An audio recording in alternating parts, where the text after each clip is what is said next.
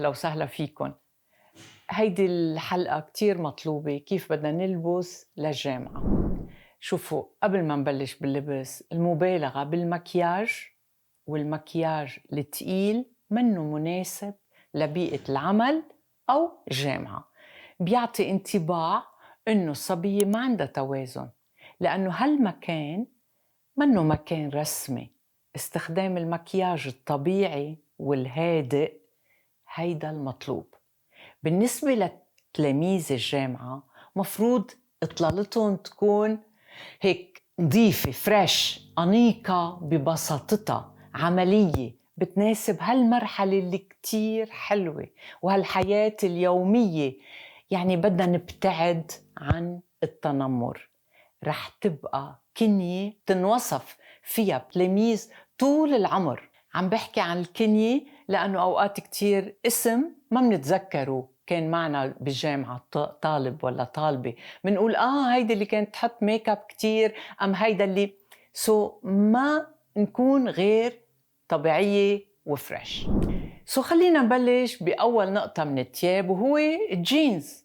هلأ جينز مع قميص مريحة، في يكون لون اللي منحبه، ولكن الجينز الأسود أو الأزرق بيتماشى مع معظم القطع، والأجمل إنه فينا ننسقه مع عدة قمصان، عدة تيشيرتات قطن أو بلوز مريحة، ألوان هادية محايدة، يعني بتسهل تنسيقه.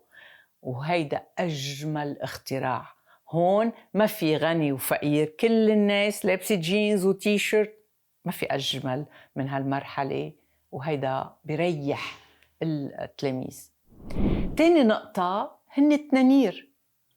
تنورة مثلا مع كولون، مع بوتس، مع سنيكرز، تنانير متوسطة الطول ولا أجمل، وهي مثالية لأنه بتزيد أنوثة، خاصة إذا لابسينها مع قمصان قطنية أو بلوزات واسعة مع حذاء رياضي أو مسطح، بيعطي إطلالة كتير مريحة. ثالث نقطة، الأفضل إن نلبس الأوفر سايز أم الكارديغان للصبايا، أو جاكيت جلد البايكر، حتى جاكيتات الجينز للشباب وللبنات، قطع ولا أجمل فوق تيشيرت. أم كنزة بسيطة، ما بقدر لكم شو بيعطي مظهر عصري ومريح. الألوان مهم تكون تتماشى مع بعضها بشكل أنيق.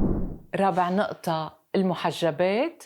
نختار ألوان حجاب تتماشى مع ألوان الملابس، حجاب قطني أو خفيف لسهولة الحركة والراحة طول النهار. خامس نقطة هي الحقيبة. الحقيبة لازم تكون عملية، حقيبة ظهر أنيقة أو حقيبة كتف كبيرة، يعني بتخلي التنقل أسهل. حقيبة الظهر يعني منرتاح فيها أكتر، وبتساع أكيد كتب كتير وأجهزة. ما ننسى لون المحايد، برجع بقول بيناسب مع كل التياب. مهم تكون حقيبة نظيفة وعلى طول مرتبة. أما الأكسسوار لازم يكون بسيط. هلأ بتشوفوا أغلب التلاميذ بيستعملوا خيطان للأساور الخفيفة البسيطة. هلأ بدنا نتجنب المبالغة بالأكسسوارات، يعني ما فينا نروح حاطين هالحلق الكبير، أكيد لا، بدنا نحط يمكن حلق صغير. شوفوا، الجامعة ما بتعتبر مكان رسمي، قلت أنا قبل، بقدر البيئات العمل، ولكن يفضل إنه يكون المظهر مرتب أنيق، ملابس مريحة وكاجوال.